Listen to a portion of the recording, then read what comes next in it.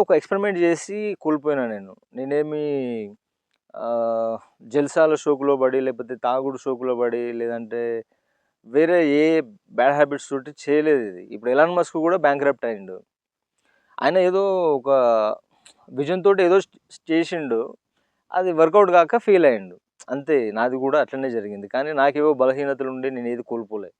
నేను మెంటల్గా బాగున్నా, అంటే మైండ్ పరంగా బాగానే ఉన్నా, ఫిజికల్గా బాగానే ఉన్నా.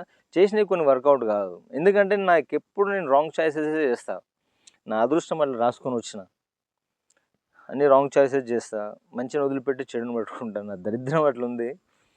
సరే, ఇవన్నీ ఇట్లా జరిగినా కానీ కృష్ణుడు శాపం తీసుకున్నాడు చూడండి, గాంధారి శాపం తీసుకున్నాడు. అది యాక్చువల్లీ ఆయనకున్న యోగశక్తితోటి దాన్ని తిప్పికొట్టొచ్చు ఆయన. కానీ విధాత నిర్ణయం అట్లుంది. ఆ విధంగా ఆయన కావాలనుకున్నాడు పరమాత్మ, కాబట్టి దానికి అనుకూలంగా వెళ్ళిపోయింది ఆయన. అంటే ఆయన కోణంలో ఎంత తవ్వితే అంత వెళ్తుంది. ఇప్పుడు ప్లేఫుల్నెస్ చూస్తే ప్లేఫుల్గా ఉంటాడు ఆయన. నీకు ఒక గురువుగా కావాలంటే గురువు కనిపిస్తాడు, ఒక సోదరుడిగా కనిపిస్తాడు ఆయన. అన్ని డైమెన్షన్స్లో ఉన్నాడు ఆయన, మల్టీ డైమెన్షనల్. ఆయన ఒక ఫిక్షనల్ క్యారెక్టర్గా చూడొద్దు, లేకపోతే ఆయన జస్ట్ అట్లా దేవుడు అని మనం ఇట్లా దండం పెట్టేస్తే కాదు. ఆయన క్యారెక్టర్ని స్టడీ చేసి ఆయన నుంచి ఇన్స్పిరేషన్ తీసుకొని మన జీవితాలను ఇంకా బెటర్మెంట్ చేసుకోవాలి. అంటే ఆయన బహుముఖంగా ఉన్నాడు. ఆయన సకల కళా వల్లభుడు. ఆయన స్పిరిచువల్గా ఉన్నాడు. ఆయన సొసైటీ పరంగా రాజు, ఆయన కింగ్. యాక్చువల్లీ ఆయన జన్మతః కింగ్ కాదు కదా, కంసుని చంపి కదా ఆయన రాజ్యంలోకి వచ్చింది. అంటే చూడండి, అన్నీ ఆయన బిల్డ్ చేసుకున్నాడు. ఆయన వ్యక్తిత్వం ఎట్లుంది చూడండి. కంసుని ఉత్తగా చంపలేదు కదా, ఈయనకంటే ముందు పుట్టిన ఎంతోమందిని చంపినాడు. ఈయనను కూడా చంపాలనుకుంటాడు. కంసుని ఈయన చంపినందుకు ఆయన మామ, పిల్లనిచ్చిన మామ జరాసంధునికి ఈయన అంటే కోపం. వాడు ఈయన వెనక టార్చర్.